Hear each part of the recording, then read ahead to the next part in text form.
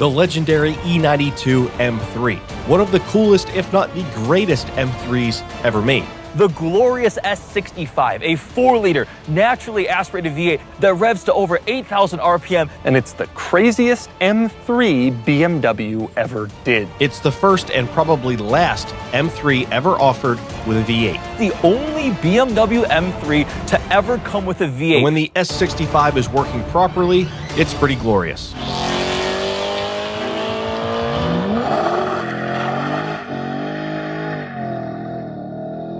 But my E92 isn't quite as nice.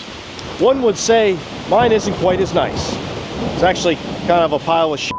I keep it in the garage kept. It's really nice. My E92 M3 was the cheapest one I've ever seen at just $10K.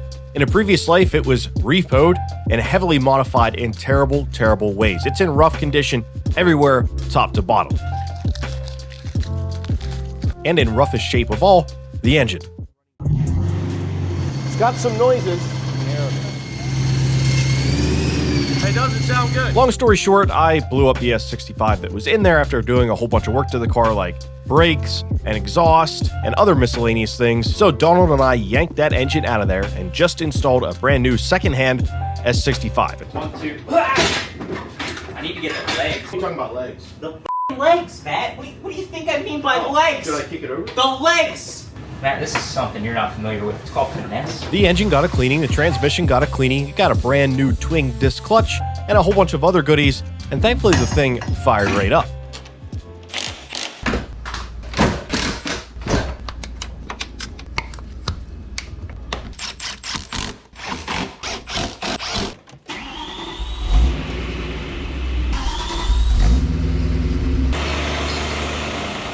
I got the S65 to run, but will the car actually drive? Second? Nice. Doesn't sound like it's gonna blow up. Or more or less, will it survive the first drive? The E92 is running. I can't believe it. All signs point to it should drive just fine, and the engine isn't making weird noises. Now, as great as it is rebuilding these cars, I mean, I'm only one guy and I don't have much time. That's why I'm glad to have Huel. And this video is sponsored by Huel. Huel works for me because it helps me hit my protein goals every day in a really easy way. Plus, it helps me save time if I miss a meal. And it has all the nutrients the human body needs. I'm gonna figure out exactly where this hose goes. It goes over here somewhere, I think, back to that air pump, which of course is, there's things in the way. But Huel saves me a lot of time because it's a whole meal in a bottle. And it's delicious. If you'd like to get some for yourself, click the link in the description box or scan the QR code on screen. Yeah, this definitely goes back there. And I definitely don't have room to get to it. I think this intake manifold is gonna have to come back off.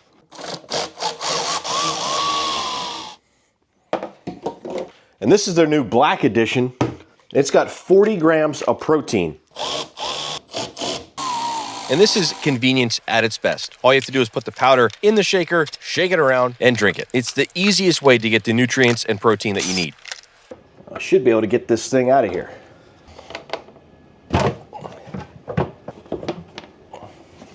I don't know how I missed that. I also need to figure out where that plug goes to. Actually, there it is. I found it. Huge thanks to Huel for sponsoring this video. It has a whole bunch of protein in it, a whole bunch of vitamins and minerals, and good stuff for you. Check out the link I have below. No BS, it really is delicious. If I had to guess, this is probably gonna fix the hesitation at low RPM and idle issues, because I'm assuming there was a pretty big vacuum leak from all this going on. So hopefully that fixes that. This is a simple solution. Whew. But it is very far from being drivable, that's for sure. I've got a bunch of suspension parts to replace. I gotta look over everything. I gotta make sure there's fluid in the differential and everything like that, because there was no fluid in the train. I gotta change the oil again because I drilled into the oil pan. I gotta finish bolting up the core support here. I mean, it obviously has no hood or bumpers. There's a million things to do, but I'm gonna drive it in this video and drive it for the first time without impending doom from a POS S65. The suspension overhaul starts right here with a brand new set of ECS tuning coilovers. I really like these because they come with adjustable sway bar end links and built-in camber plates that seem really stout. As you can see, the old coilovers on here are completely shot and, like the rest of the car, in terrible, terrible condition. And before getting it back in the garage, John and I took care of a bunch of miscellaneous little parts that had to be installed under the hood. The hood that's not there. BC racing coilovers on this thing, they are absolutely clapped. Whoever owned this car before Mustafa just did a whole bunch of really, really shoddy work that I'm just trying to fix as best I can. And one of the things is they put these coilovers on, had them at the absolute lowest ride setting. This thing was slammed. And I don't know how long ago that was, but these things are destroyed. And this spring, oh, that's actually worse than I thought. This spring is actually completely broken. So obviously this car is not drivable in its current state. Like that's so bad. Also, like the sway bar end links, they're not even freaking bolted on there. Luckily we've got new ones of those though.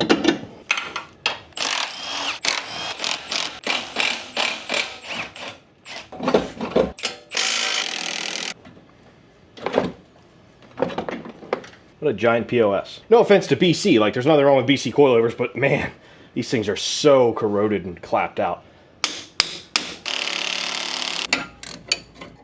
And of course, nothing on this car can go smoothly. Hell with that.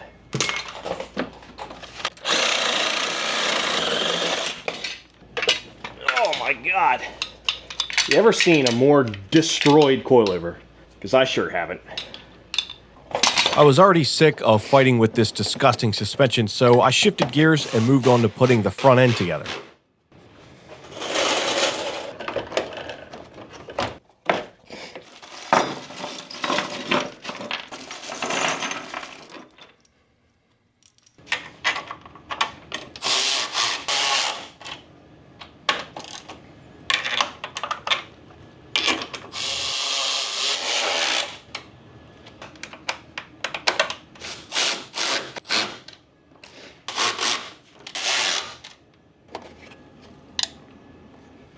A headlight upgrade is something I want to do in the future because these headlights are pretty past their prime. So if you guys have any ideas or suggestions, please leave me a comment below. Another while you're in there, I got new brake pad wear sensors for both the front and rear.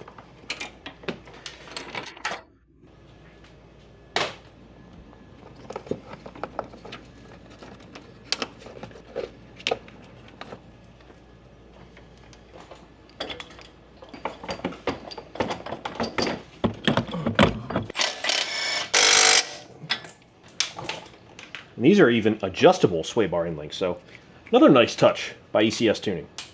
You know, I was just thinking to myself, that sway bar end link doesn't look like it's going to line up, and that's because I put the wrong side on.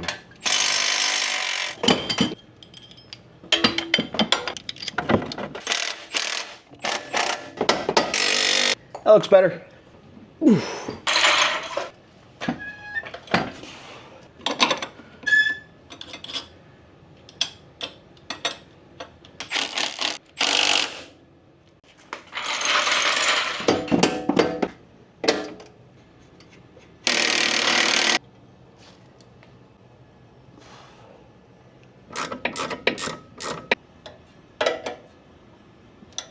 Alright, other than setting the actual ride height, that's all good. And to recap, these are repainted calipers, new pads, new rotors, new studs. I'm pretty happy with that. A pretty easy install, all things considered, with the corrosion and just how bad of condition this car is in. That's 1/4 done, only 3 left to go. And look at the side-by-side comparison of old versus new. That really tells the story. That went really well. I'm pumped with that. This thing's definitely going to drive better after getting rid of all the clunkiness of a broken spring and a busted loose sway bar end link. Now let's move on to the rear. I'm hoping it's a little easier, but you never know with these cars. Rusty old bolts, corrosion, all that fun stuff that we all know and love so much. I think after this car and after this car, I think sticking with newer vehicles is going to be in my future. Now that's tight. Oh, that's not good at all. All right, come on now. Oh, well, this is gonna be fun.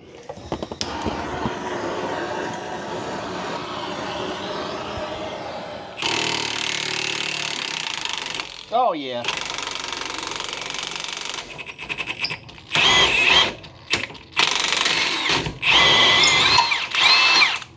just don't touch that.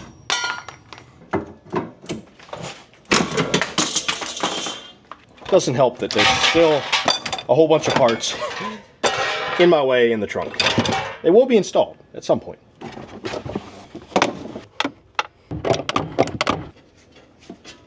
I don't even know if this freaking strut compresses anymore. Whew. What a freaking clunk.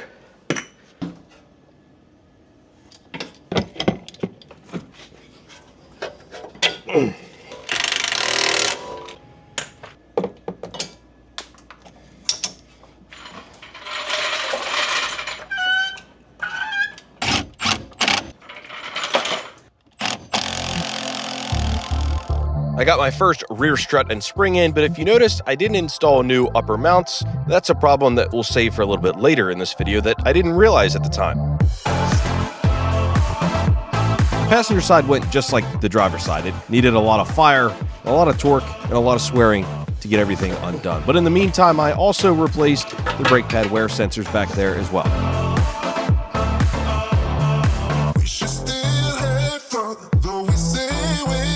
With all that done, the suspension is pretty much buttoned up, unless I run into more issues, which, well... You ever one of those projects that just fights you every single step of the way? That's been this car through and through. Just nothing went smoothly. But I got the suspension in. I still got to dial in the ride height. I haven't messed with that at all. I'm exhausted for tonight. We'll get back after it tomorrow. Jumping right back into it the next day, time to adjust the ride height. I have no idea how this thing's gonna sit. And spoiler alert, I was pretty far off.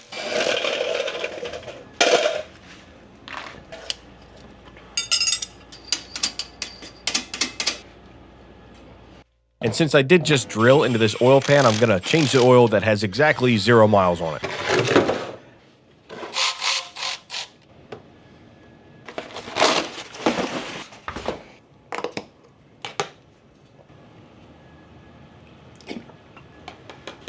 I have a feeling this thing's going to be entirely too low.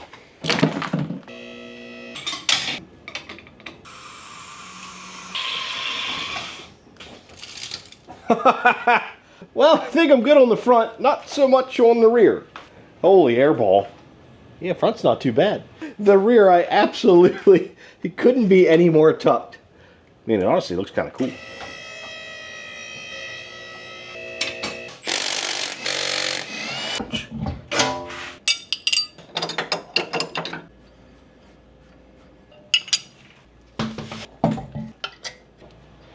So after some more adjusting on the rear, I thought I would get it pretty close. I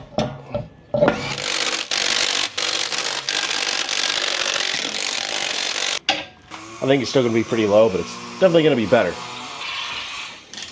Yeah, it's still super low. Oh boy. But it looks cool. Let me try this again. What do they say about the third time? I made the mistake of thinking the old upper rear shock mounts on the old shocks were good, and they're definitely not, because I could like shake the shock around in there. So in comes a brand new set from PowerFlex. This should be a nice little upgrade for the rear.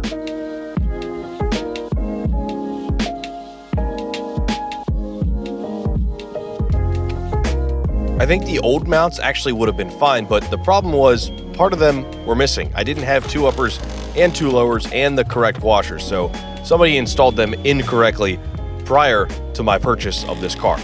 But swapping these in was pretty easy. As you can see, the trunk, and later you'll see the interior, is just filled with a whole bunch of parts, not to mention dirt, dust, debris, and bird crap. Oh, and water. This probably isn't good. Blech.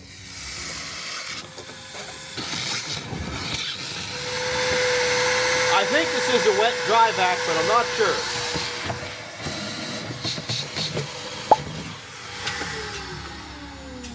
By the way, did you guys notice any grinding noises in the background? Let me show you what that's from.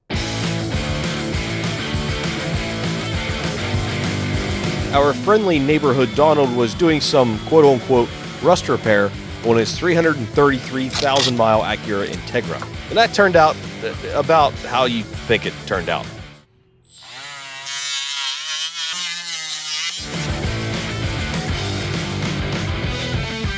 And that got me thinking. All right, hear me out. What if we slap the cheapest turbo kit ever on this 333,000 mile Integra and make a video on it? For 15,000 likes, I'll definitely do it.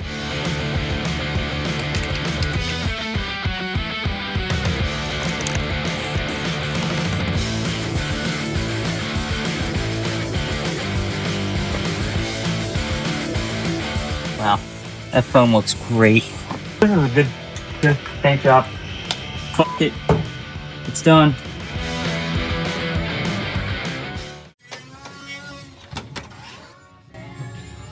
That's a lot of water. Back to our regularly scheduled BMW programming. I needed to get all the lights back in this car because, for one, you kind of need it to drive it on the road, and for two, I'm really tired of all the warning lights on the dash and the center screen, and three, this should hopefully keep water from entering the trunk and filling up that cavity on the left side again. The right side, where the battery was dry though, so at least that's good.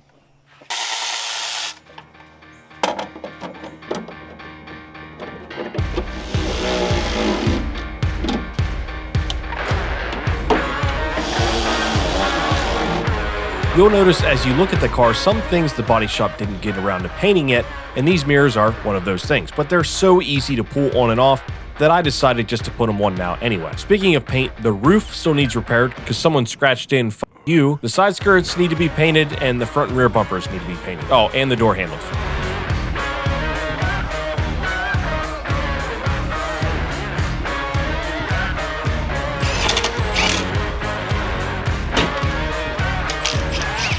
Aw, son of a bitch. I gotta put these freaking things in there. Totally forgot about that.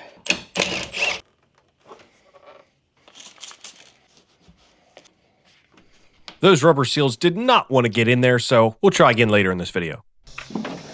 Okay, remember when I talked about the interior?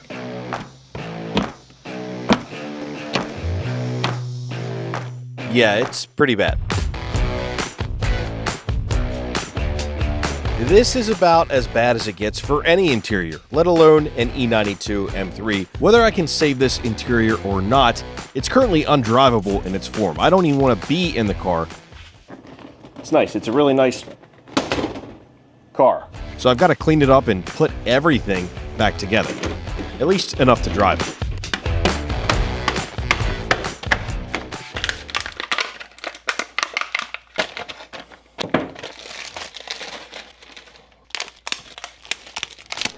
And to do that, I need more parts. Parts like these clips for the door sills, and more clips for the moldings that go around the windows, plus more exhaust hangers that are missing thanks to the previous owner. So, that's what the brand new ones are for both sides. And this mount is like completely gone, so I gotta replace that too.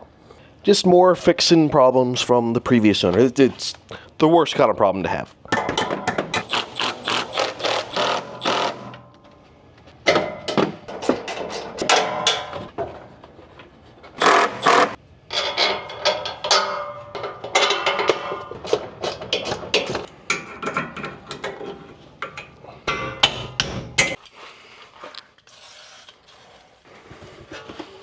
Much better. It's gonna kind of annoy me that the sides don't match, but this is a brand new mount, at least it looks like it, and this is a brand new mount, so exhaust is all nice and mounted up now. It's not gonna fall off.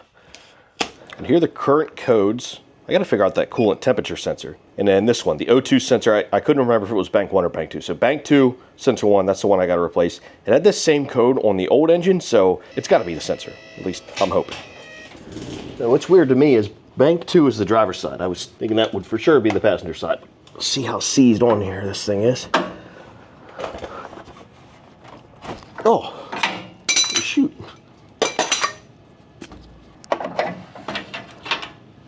What's cool is there's already some anti-seize on there. Thanks, ECS Tuning. Oh no, that's a different plug. Ah, crap. I freaking ordered the wrong one. Son of a bitch. Why didn't I look at that first? I'm an idiot.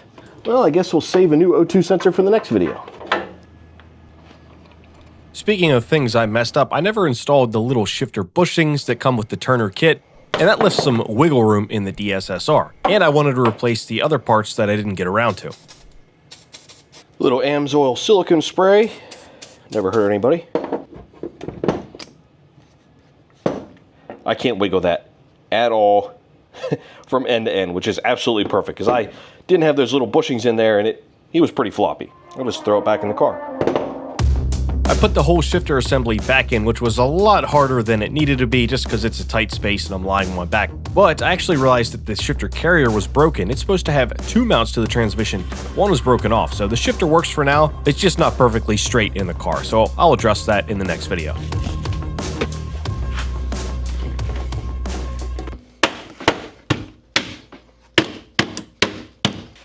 Now I need to make the inside of this thing good enough to drive.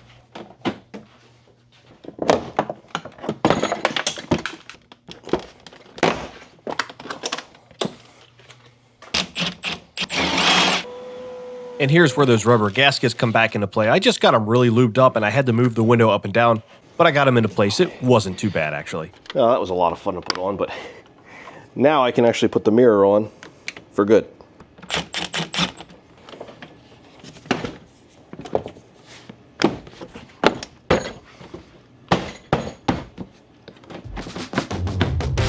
Both side mirror gaskets were installed and I could put the fender lights on. That's a nice little touch. But then I had to face the window trim. And this was, well, not fun. Not in any way, shape, or form.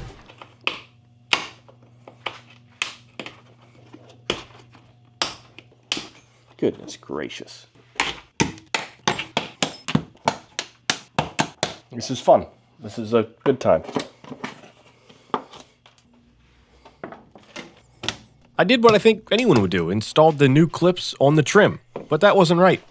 Did I do this wrong? Do I have to put the clips in there first? That's probably what I have to do. You don't really see how they... Ugh. How the hell?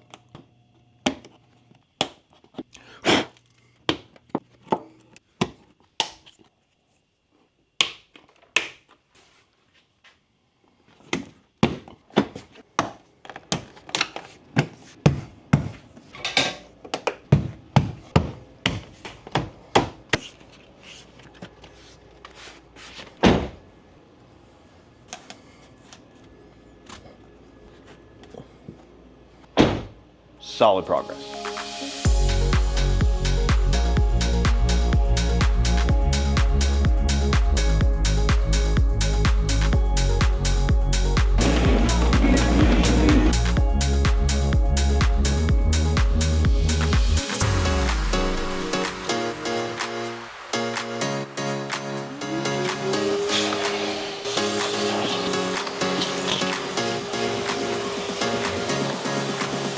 With how disgusting this interior is, really the only first step is to vacuum and get all the crap out of there, and then I can start the cleaning. None of this was going to be enjoyable, but if you stay to the end of the video, it is extremely satisfying. Now, I know I should probably be wearing a hazmat suit for this. It's gross and moldy and wet. Who knows what else?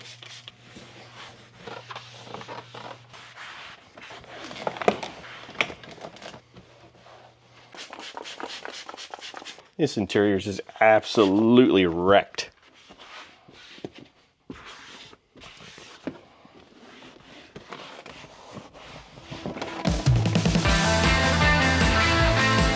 As wrecked as this interior is, I'm going to do my best to bring it back to life. At least make it good enough so when you're driving it on the street, you're not going to suffocate from mold and whatever else is in there. Now it's time for the best part, or the worst part. This freaking seat. I should definitely be wearing some type of mask or suit or something. I don't know what this is. It looks like a combination of mold and bird shit.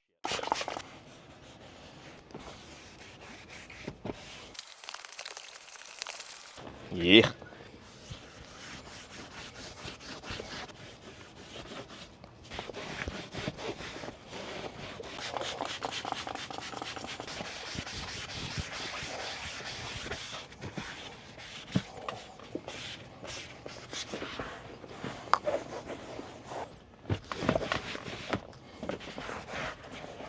Well, that's about it for that seat. It's as good as it's gonna get.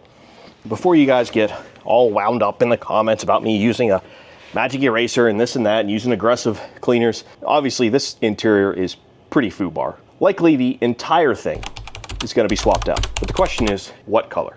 I hate gray. Love the red, but does the red go well with the blue? Black will be fine, a little boring. Is there a brown? Did they make like a brown interior? Let me know below. I also did a really quick carpet cleaning. Nothing crazy here. I just wanted to get most of the dirt and crap out of there. I'll do a deeper scrub in the future, or just replace the carpet entirely.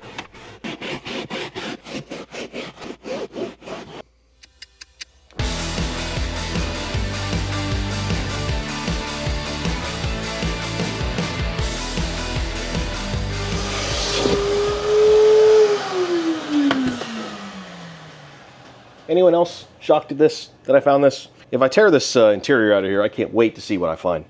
What's the weirdest thing you've ever found in a car?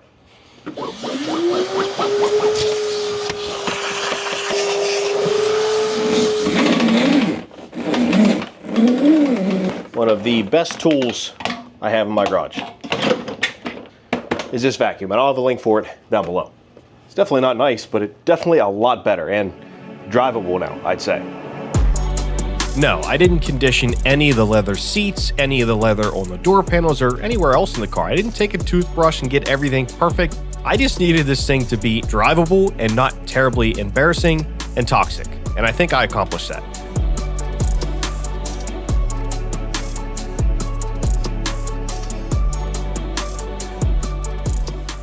Oh, the trunk? Yeah, I'll definitely clean that. There we go. All better.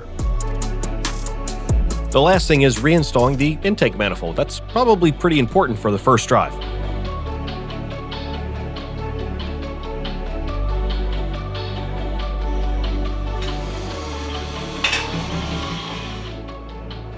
So I've only driven this the one time and it ended catastrophically. So I'm pretty nervous to drive it again.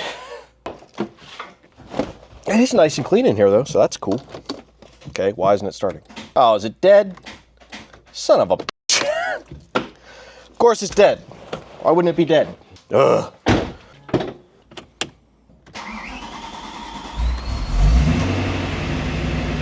There we go. It's sounding super healthy up here. It doesn't have like a vacuum sucking sound like it did before I put that back tube on. Intake is just kind of sitting on here for the time being, but man, it sounds like a normal engine. That's a win every day of the week, especially with an S65. I do want to warm it up, get it outside, and make sure the oil level is good before I go ripping on it. I've got to delete the EDC on this thing. Clutch and brakes feel good though, so that's good for a first drive.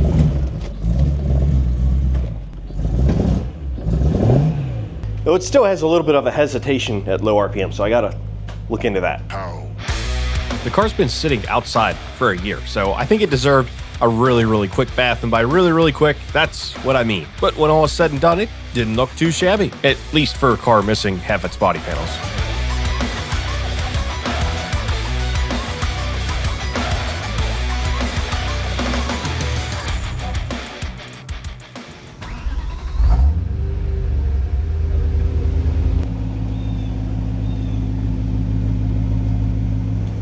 Well, here goes nothing. But again, I almost forgot.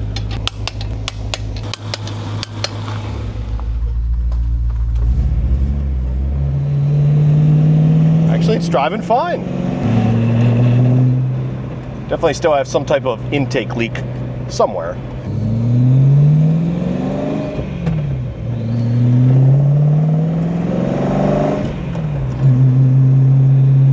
Feels good though.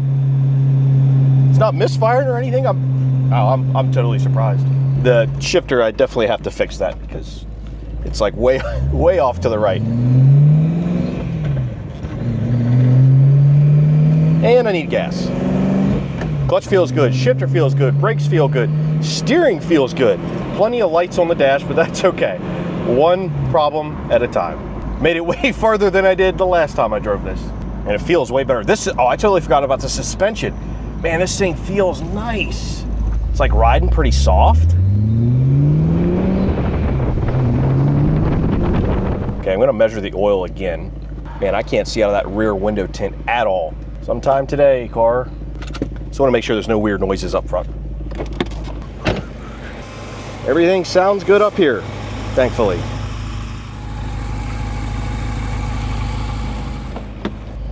How is it still measuring the engine oil? Maybe if I restart it. Maybe I'm not quite level? I'll just let it sit here for a bit. Initial test drive is good. I'm just gonna bring it back to the house real quick, look everything over.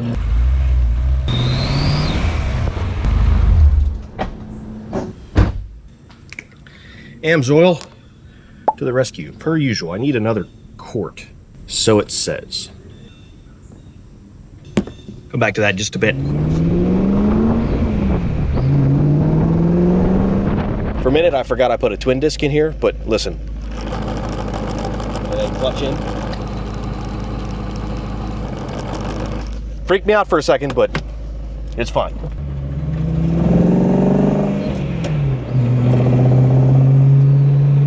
All right, I can see a little bit why people like these cars. And there is a chance someday I'll like this giant POS.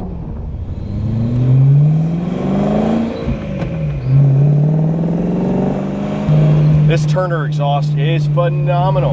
And I need gas, for sure. Big time need gas. This thing definitely wasn't making the 400 horsepower it should be, but then I remembered it also has over a year-old gas in it. That definitely has something to do with it, plus the check engine light. I think it's, we're up to temp. It's time to rip on it, at least a little bit.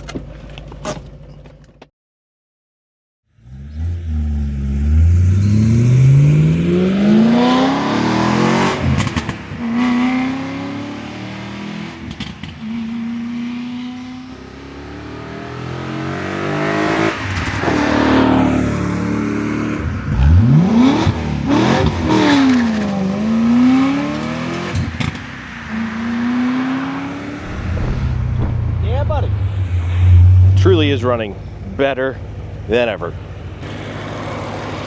Great sounding, quiet engine.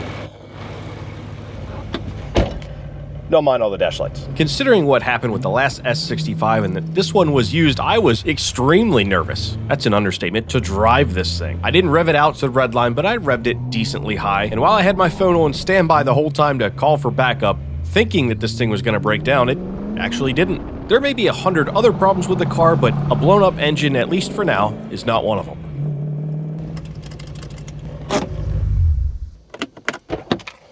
First real drive went really well. No hiccups. It seems to be a little down on power, probably from the check engine light, the O2 sensor, and all that stuff. But it didn't blow up. It made it back home safely, and it felt good. Suspension feels so much better. Tons of little kinks to work out, but that'll come in the next one.